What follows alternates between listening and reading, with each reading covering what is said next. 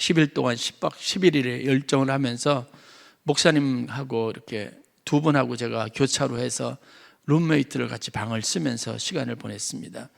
그런데 두 목사님 다 똑같이 밤에 잠을 잘 못 주무시는 것 같더라고요. 보면 제가 아침에 한 6시쯤 일어나 있으면 벌써 안 계셔요.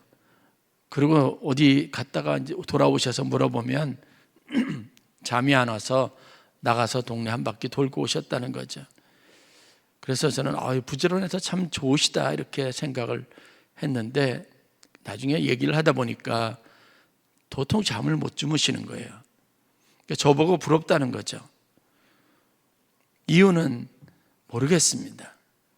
그런데 많은 생각과 근심과 염려, 어떤 이유에서인지 모르지만 잠을 못 주무셔서 수면제가 아니면 잠을 잘 수 없는 분들이 있는 것 같아요. 저희 교회 성도님들 가운데도 그런 분이 있습니다. 아침에 일어나는 게 너무 힘들고 봉사를 하고 싶은데 그냥 밤을 꼬박 새다시피 하고 나오는 게 쉽지 않아서 힘들어 하시는 분도 있고, 수면제가 아니면 잠을 잘 수 없는 분도 있습니다. 저도 이제는 가끔 새벽에 3시 반쯤 교회 올 때가 있습니다. 깨는 거죠. 그때 깨서 다시 잠을 자려고 하면 잠이 오질 않으니까 그래 교회 가자. 교회 와서 또 책 보고 또 말씀 준비하고 그러고 새벽 기도를 드리고 들어가기도 합니다. 오늘 시편 94편 본문에 보면 내 속에 근심이 많을 때라는 이런 표현이 나와 있습니다. 그러니까 여러 가지 걱정과 염려, 또 세상의 여러 가지 일들에 대한 마음의 무거운 짐들, 또 어떻게 살아야 할까, 어떻게 해야 할까, 이 문제는 어떻게 처리해야 할까, 저 사람은 또 어떻게 도와줘야 할까, 또 도움이 필요할 때 그 도움을 해결하기 위해서 무엇을 해야 될까 생각이 꼬리를 물고 계속해서 있다 보면 그렇게 밤에 잠을 잘 이루지 못하고 그렇게 뜬 눈으로 밤을 지새울 순간이 참 많이 있습니다. 끊임없는 문제들이 우리들 인생에 있고 그 문제를 해결하는 것이 좀처럼 쉽지 않은 것도 분명합니다.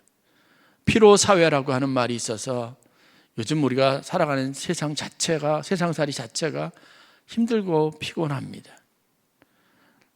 우리 이채정 권사님은 예방접종을 한 7번 가까이 하셨다는데도 제가 들어보니까 지난주에 코로나가 걸리셔가지고 감기 증세를 보이시다가 그래서 오늘 이제 다 나으시긴 했는데 나오시지 못했습니다. 전쟁이 여기저기서 터지고 그냥 요즘은 저도 뉴스 자체를 보기가 싫습니다. 좋은 얘기, 마음에 희망을 주는 이야기들이 아니고 계속 마음을 무겁게 하고 결국은 그 무게에 자꾸 짓눌려서 세상을 바라보는 마음이 늘 언제나 우울하고 그렇게 힘들기만 합니다. 우리가 적응하는 것보다 훨씬 세상의 속도도 빠르니까요. 여러분들이 기도해 주셔야 될 게 우리 태국의 이섭 선교사 아들이 좀 여러 가지 많은 내면의 심리적인 어려움을 겪고 있습니다. 엄마 아빠 따라서 선교지에 갔는데 굉장히 액티브한 아들이거든요. 아들 둘이 있는데 이 아들 둘 때문에 맨날 힘들다고 그랬는데 그 에너지 많은 아이들이 낯선 태국 땅에 가서 태국 학교에서 아이들과 적응하면서 지내는 게 쉽지 않지 않습니까? 가서 이야기하는데 선생님의 말은 하나도 이해할 수 없으니까요. 물론 아이들은 적응력이 빠르다고는 하지만 그게 결코 쉽지는 않으니까 그 안에 있는, 그리고 자꾸 사람들이 지적하고 자기에 대해서 무시하는 것 같고 이러니까 이 아이가 우울해지기 시작하다가 갑자기 공격적인 성향을 보이는 겁니다. 그래서 선생님한테 불려가고 이런저런 상담을 하다가 어떻게 치료해야 될지 몰라서 기도 제목을 요청하기도 합니다.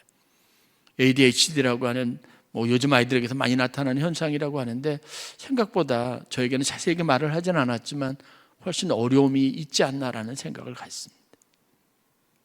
멀쩡한 사람도 견뎌내기 힘든데 요즘 참 그렇죠. 많은 어려움이 있습니다.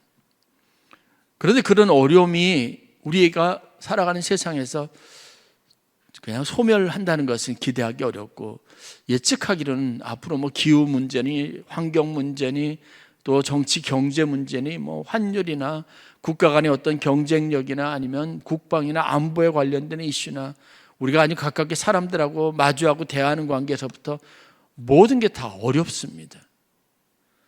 그러니 온전한 정신 가지고 살기 힘든 세상이 우리가 사는 지금 현재 2023년의 대한민국이라는 사실은 분명한 것 같습니다.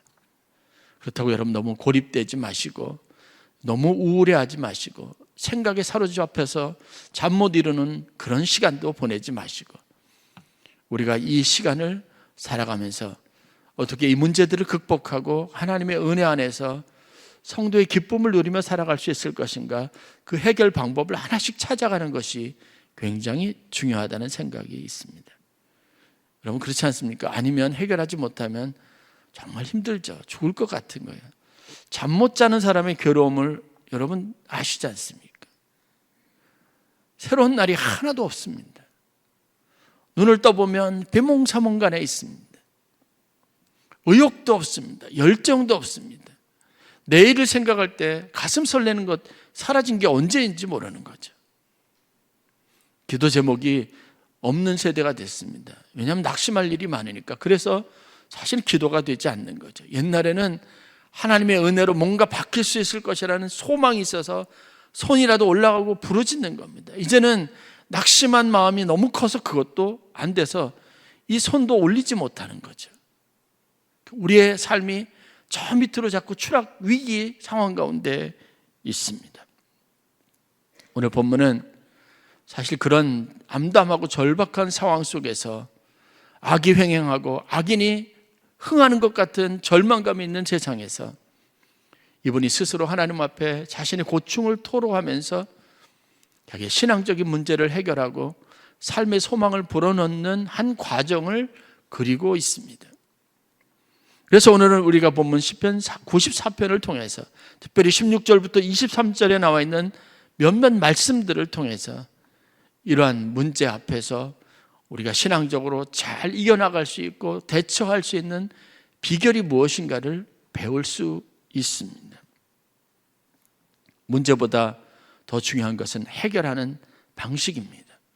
문제가 아무리 어려워도 이것을 해결할 수 있는 지혜가 있고 길이 있고 또 해결할 수 있다는 자신감이 있으면 여러분 그렇게 낙심되지 않습니다. 문제라는 게 가지고 있는 특징이 그거 아니겠습니까? 내가 해결할 수 있으면 문제가 안 되는 거예요. 내 능력으로 안 되니까 힘든 거죠. 문제가 되는 거죠. 질병의 문제부터 경제적인 문제부터 다 마찬가지입니다.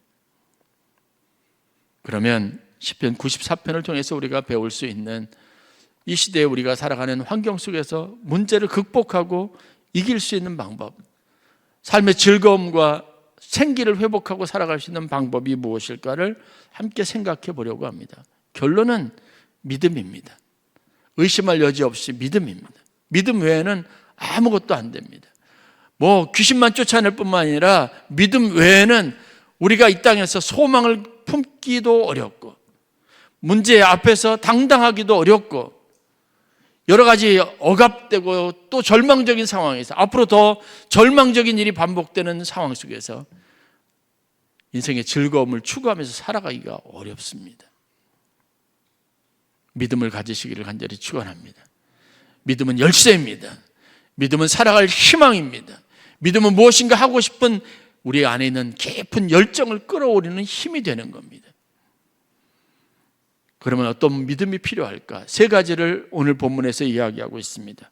우리가 가져야 될 하나님에 대한 믿음의 첫 번째는 하나님은 우리를 도우시는 분이라는 믿음입니다. 도움이 하나님으로부터 옵니다. 도움이라는 게 뭐죠? 내가 할 수 없을 때 내가 그것을 할 수 있도록 가능하도록 외부에서 주는 작용하는 힘을 말합니다. 오늘 시편 94편 17절 말씀을 보면 여호와께서 내게 도움이 되지 아니하셨다면 내 영혼이 벌써 침묵 속에 잠겼으리라. 침묵이라고 하는 이 통 속에 있는 물 속에 완전히 잠겼을 거예요. 만약에 하나님께서 내게 도움이 되지 아니하셨다면. 시편 23편에 보면 여러분들이 잘 아는 것처럼 내가 사망의 음침한 골짜기로 다닐지라도 해를 두려워하지 않을 것은 주께서 나와 함께 하심이라 라고 고백하고 있습니다. 아주 힘들고 어려운 사망의 음침한 골짜기를 가고 있습니다. 거기에서 자기 인생에 좋을 일이라고는 아무것도 없습니다. 언제 어느 때 어떤 도전이 자기에게 덮쳐올지, 어떤 위험이 자기에게 있을지 위험 자체인 상황 속에 노출되어져 있습니다. 그런데 그때 두려워하지 않겠다고 말하지 않습니까? 이유는 주께서 나와 함께 하시기 때문입니다. 그때 하나님이 함께 하시는 방법은 뭐냐면 주님의 지팡이와 막대기가 나를 지켜주시는 거예요. 그럼 저도 루마니아에서 개떼들이 많이 있거든요. 그 개떼들하고 좀 싸우고 길을 지날 때 그것 때문에 위협을 느껴본 적이 많은데요. 그때 아무것도 손이 쥔 상황이 아니면, 쥔 것이 없으면 굉장히 두렵습니다. 근데 막대기 하나 있으면요, 자신감이 생기죠. 아주 작은 도움이지만 여러분의 인생에 항상 주님이 도움이시라는 이 믿음을 가지시기를 주의 이름으로 간절히 축원합니다. 주님은 내 인생의 막대기다, 지팡이다. 그분이 도우시면 되는 겁니다. 그래서 모세에게 하나님이 주신 것은 지팡이입니다. 그 지팡이는 바위를 터뜨려서 물을 솟아나게 하고 사납게 거세게 흘러내리는 물을 멈추게도 하고, 하나님의 권능의 지팡이로 하늘에서 만나가 내리게도 하고 메추라기가 떨어지게도 하는 힘이 있는 겁니다. 그거는 모세에게 있는 게 아니라 하나님이 주신 도움입니다.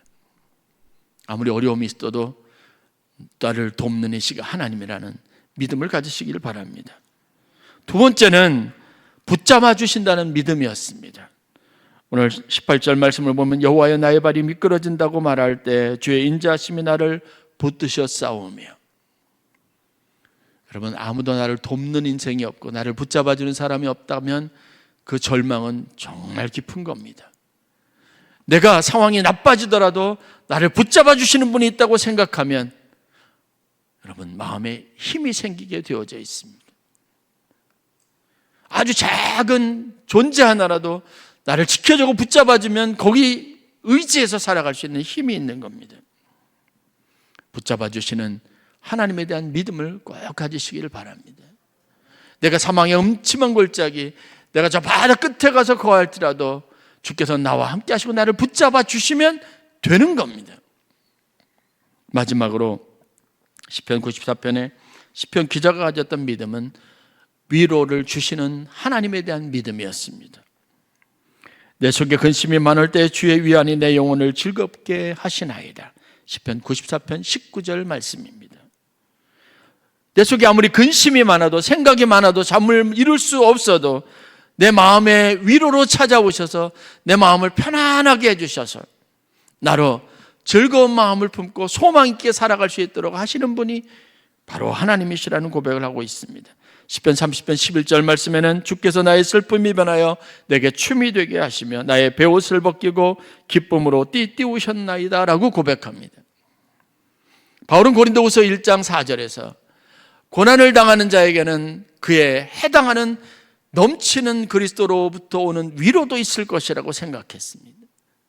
자기가 고난을 당하고 어려움을 당했지만 자기의 삶의 경험으로 미뤄볼 때 하나님은 그때마다 항상 그 어려움을 이길 수 있는 넘치는 위로를 주셨습니다. 제가 묵상에도 썼지만 여러분, 오늘 여러분들이 여기 있는 것은요, 지나온 시간들을 잘 견뎌냈다는 거예요. 잘 살아냈다는 겁니다. 에베네셀이라고 하는 고백 안에 담겨져 있는 의미가 바로 그것 아닙니까? 오늘 여기까지 여러분들이 지나왔던 삶의 순간마다 죽을 것 같은 수없이 많은 상황들이 있었는데 죽지 않고 생존하게 하셨죠. 그리고 여기까지 이끌어 오신 겁니다. 여러분의 믿음의 진보를 보이지 못하고 낙심하고 실망할 때도 있었습니다. 사업의 어려움 때문에 절망하고 이제 끝이다라고 생각했던 순간도 있습니다. 그런데 여러분, 아직까지 여러분의 마음속에는 무엇인가를 하려고 하는 마음, 그리고 오늘을 살아갈 수 있는 힘이 있지 않습니까? 바로 하나님이 주시는 위로고 하나님이 여러분들에게 주신 인생의 축복입니다.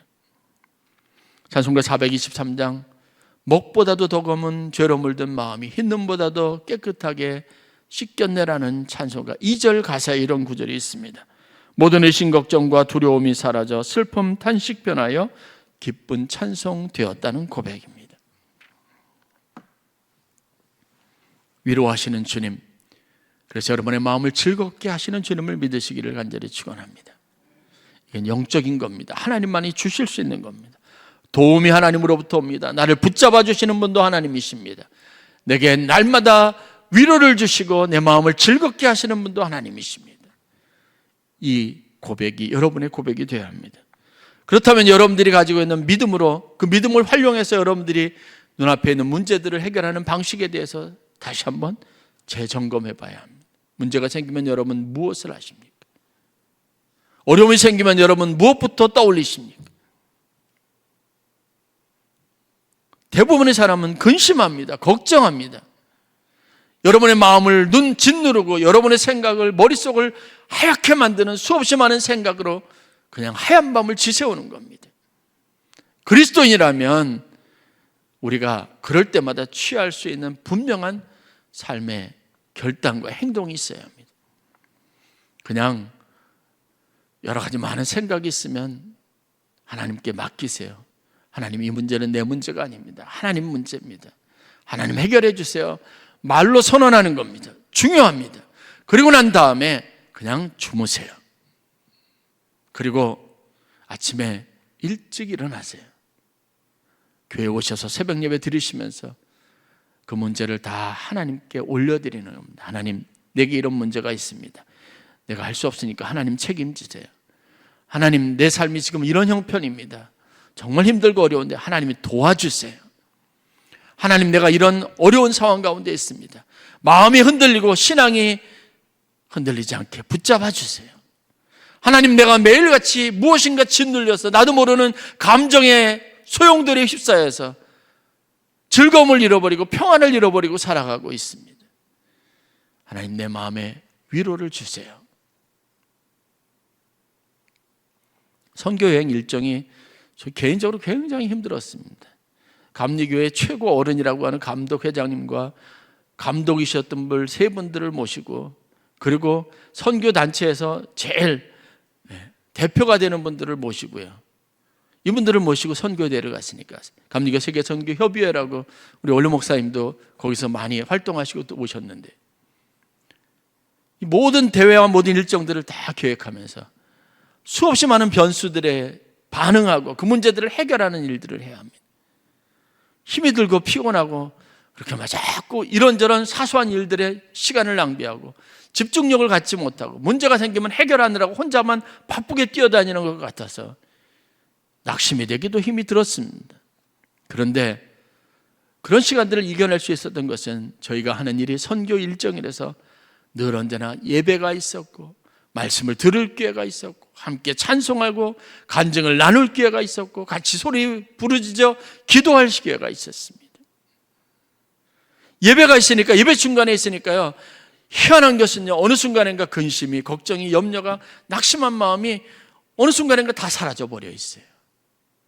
또 용기를 내고 무엇인가 바쁘고 분주하게 해야 할 일을 거기에 집중하고 있는 제 자신을 발견하는 겁니다. 세상을 살아가는데 이런 집중력이 있어야 합니다. 믿음으로 반응하시고 믿음으로 대응하시고 하나님을 믿는 믿음이라고 하는 이 만능 열쇠를 가지고 여러분 앞에 당한 경주를 다 하시는 성도들이 되실 수 있기를 바랍니다. 많은 사람들은 밤에 자고 일찍 자고 새벽에 일어나서 교회 나오는 게 그냥 평범한 일이라고 생각하지만, 여러분, 성경에 이 평범한 일이 보통 영적인 힘이 있는 게 아니라는 사실들을 보여주는 많은 이야기, 그와 관련된 사례들이 있습니다. 그렇게 평범하게 습관처럼 기도 생활을 할 수 있는 것은 축복입니다. 그럴 수 있는 것은 여러분 아무나 할 수 있는 일이 아닙니다. 여러분들이 잘 아는 다니엘은 포로입니다. 한 나라에서는 제법 잘 나가는 엘리트 그룹에 속해 있었고 잘 나가는 집안의 자제로 태어나서 그렇게 다른 사람들에게 돌봄을 받던 삶을 살다가 포로가 돼서 환관 생활부터 시작했습니다. 남을 돕고 어떻게 주인을 섬길지를 배우는 일부터 시작했습니다.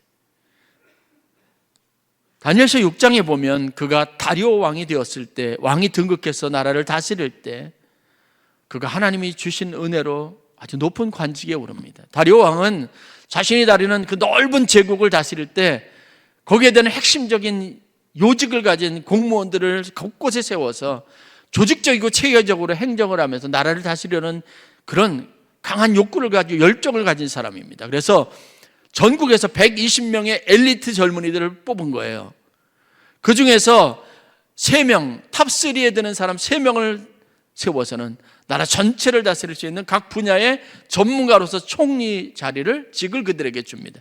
근데 다니엘이 그 중에 한 직, 탑3에 들었으니까 대단한 명예를 얻은 거죠. 그런데 이민자 포로 출신이 이런 높은 직위에 오르고 다리오 왕의 총애를 받으니까 사람들이 시기하죠. 그래서 관원들이, 공무원들이 서로 모의해가지고 다니엘을 공경에 빠뜨려서 결국은 왕이 내린 법령을, 칙령을 위반하게 만들어요. 그것을 고발해서 굶주린 사자굴에 던져지게 되는 형벌을 받게 됩니다. 누가 몰래 자기가 왕이 아니라 하나님을 섬기고 하나님께 예배하고 그가 하나님의 법을 즐겨하고 왕의 칙령이 아니라 하나님의 법을 따른다는 이야기를 고자질해서 이제 잡혀가게 생긴 거예요. 사자굴에 던져지게 된 겁니다. 죽게 된 것 아니겠습니까? 다급한 상황 아니겠습니까? 위기의 상황 아니겠습니까? 그런데 그런 이야기를 접하고 난 다음에 성경에 보면 다니엘이 보였던 반응이 뭔지 아십니까? 여러분 웃지 마세요. 그냥 너무 평범한 자기 늘 하던 습관을 따라한 겁니다. 그 습관이 무엇이냐면 다니엘서 6장 10절에 자기 집으로 돌아갑니다. 그리고 윗방에 올라가서 예루살렘으로 방향으로 난 창문을 열더니 무릎을 꿇고 3번 그곳을 향해서 절을 하고 기도하고 그리고 하나님께 예배한 겁니다. 뭔가 절실해야 되고 결사적인 모습이 보여야 하는데 다니엘이 했다는 것은요, 어제 했던 일을 오늘 똑같이 반복하는 겁니다. 어제는 아무 일이 없었지만 이제 오늘은 자신의 인생의 운명에 어떤 일이 일어날지 아무도 장담할 수 없는 급박한 상황입니다. 군인들이 들어와서 잡아가면 사자굴에 던져지는 겁니다. 그런데도 이 일을 듣고 난 후에 성경에 보면 다니엘은 자기 집으로 돌아가서 윗방에 올라가서 예루살렘으로 난 창문을 열고 습관처럼 그곳에서 하루 3번 무릎을 꿇고 하나님께 기도했다라고 기록합니다.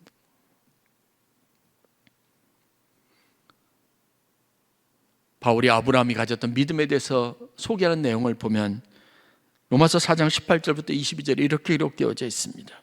아브라함이 바랄 수 없는 중에 바라고 믿었으니 그가 100세가 되어 자기 몸이 죽은 것 같고 사라의 태가 죽은 것 같음을 알고도 믿음이 약하여지지 아니하고 믿음이 없어 하나님의 약속을 의심하지 않고 믿음으로 견고하여져서 그가 중요하게 여겼던 것은요, 믿음입니다. 믿음. 그것이 약화되지 않기를 위해서 애를 썼습니다. 그리고 믿음으로 견고하여졌습니다. 하나님에 대해서 그가 가지고 있는 신앙, 그 토대가 흔들리지 않기 위해서 애를 썼습니다. 그게 바울이 바라보았던 아브라함이 가지고 있는 진짜 믿음이었습니다. 아들 이삭을 하나님의 황당한 명령을 받고 모리아산으로 가면서 이삭을 번제물로 드리기 위해서 그 괴로움이나 마음의 번뇌가 얼마나 컸겠습니까? 그 길을 갈 때 아브라함은 바울이 보기에 그 마음이 약해지지 않고 하나님의 약속을 의심하지 않고 믿음으로 견고하게 하기 위해서 또 자기 자신을 다짐하고 그러기를 반복하는 시간으로 활용했다는 겁니다. 그게 아브라함이 가졌던 믿음의 위대함이라는 겁니다. 평범한 믿음, 누구나 다 가지고 있는 믿음이라고 생각하지 마십시오. 그 믿음은 여러분의 것이 되어야 하고 그 믿음은 살아있고 운동력 있고 여러분을 살게 하고 여러분의 어떤 세상 속에서도 흔들림 속에서도 하나님이 주신 위로와 도우심과 붙잡아 주심을 믿는 담대함으로 여러분의 인생의 즐거움을 가지고 감사할 수 있는 삶의 능력이 된다는 걸 꼭 기억하시기를 바랍니다. 하나님이 나를 살려주신다고 믿는 믿음, 하나님이 나와 함께 하신다는 믿음, 내가 저 깊은 사망의 골짜기로 떨어지더라도 거기에서도 하나님이 나를 붙들어 주실 것이라는 믿음, 그 믿음이 아니면 내일 하루를 도저히 시작할 수 없는 게 앞으로 우리의 운명이 될 겁니다. 가장 필요한 순간에 가장 큰 도움은 바로 이 믿음, 하나님은 우리의 도움이시고 하나님은 우리를 붙잡아 주시는 분이고 하나님은 우리에게 고난의 때에도 넘치는 위로를 주시는 분이라는 이 믿음이라는 걸 알아야 합니다. 바울은 이 믿음을 위해서 항상 기도했습니다. 늘 말씀에 창념했습니다. 바울이 빌립보 감옥에 갇혔을 때도 그래서 그곳에서 그가 했던 일은 믿음이 약하여지지 않고 하나님의 약속을 의심하지 않고 믿음 안에서 견고해지기 위해서 기도했던 겁니다. 그래서 그는 그곳에서 하나님을 찬송했습니다. 왜요? 하나님이 그에게 주시는 위로가 있었으니까요. 포기하고 싶고 이제 끝이다라는 생각이 들었던 분이 계시다면 이 믿음으로 하나님 앞에 구하시기를 간절히 축원합니다. 낙심하지 말고 여러분의 마음속에 삶에 근심이 많을 때 믿음으로 그리고 믿음의 능력으로 승리하실 수 있기를 바랍니다. 히브리서 11장 33절에 믿음에 대한 믿음의 위인들, 증인들에 대한 삶을 표현할 때 이렇게 마무리합니다. 저희가 믿음으로 나라를 이기기도 하며 의를 행하기도 하며 약속을 받기도 하며 사자들의 입을 막기도 하며 불의 세력을 멸하기도 하며 칼날을 피하기도 하며 연약한 가운데서 강하게 되기도 하며 전쟁에 용맹되어 이방 사람들의 진을 물리치기도 하며 믿음이 얼마나 강인한 힘을 있는지 나라를 이기기도 한다고 합니다. 의를 행하는 것도 믿음의 힘입니다. 약속을 받는 것도 믿음이 가지고 있는 힘입니다. 사자들의 입을 막는 것도 믿음의 힘입니다. 불의 세력을 멸하는 것도 칼날을 피하는 것도 믿음이 주는 힘입니다. 말씀을 마치겠습니다. 근심이 많을 때 이것을 항상 생각하십시오. 생각을 바꾸고 믿음으로 대응하는 겁니다. 생각하기를 멈추고 하나님을 생각하는 겁니다. 인간 중심의 생각에서 하나님 중심의 생각으로 바꾸는 노력이 우선되어야 합니다. 우리가 하는 생각들의 대부분은 인간적인 생각입니다. 그러다 보면 하나님의 손길이 개입된 것을 하나님이 함께 하신다는 사실을 까마득하게 잃어버릴 수 있습니다. 그러면 혼자 힘에 겨워서 지쳐서 쓰러질 수밖에 없습니다. 주님께서 말씀하시지 않았습니까? 우리를 고아처럼 과부처럼 버려두지 않겠다고 말씀하셨습니다. 세상 끝날까지 너와 함께 하시겠다고 약속하셨습니다. 그렇다면 우리는 이 하나님과 함께 해야 합니다. 그분이 우리에게 주시는 진짜 도움을 의지해서 살아갈 수 있어야 합니다. 감사 노트를 쓰면서 여러분들이 그 능력을 체험했을 줄로 믿습니다. 내 삶에 힘들었던 것도, 내가 불행하다고 생각했던 것도, 재수 없었던 일이라고 생각했던 것도, 그냥 우연하다고 늘 여겼던 일들도 돌아보니 하나님의 은혜였다는 사실을 깨닫는 새로운 좋은 습관이 여러분들에게 생겼으리라고 믿습니다. 고난 중에 위로도 넘치게 하시는 주님의 은혜 안에서 저와 여러분들이 승리하실 수 있기를 바랍니다. 항상 기뻐하고 쉬지 말고 기도하고 범사에 감사함으로 하나님 우리를 향하신 뜻을 성취하는 저와 여러분 되실 수 있기를 간절히 축복합니다.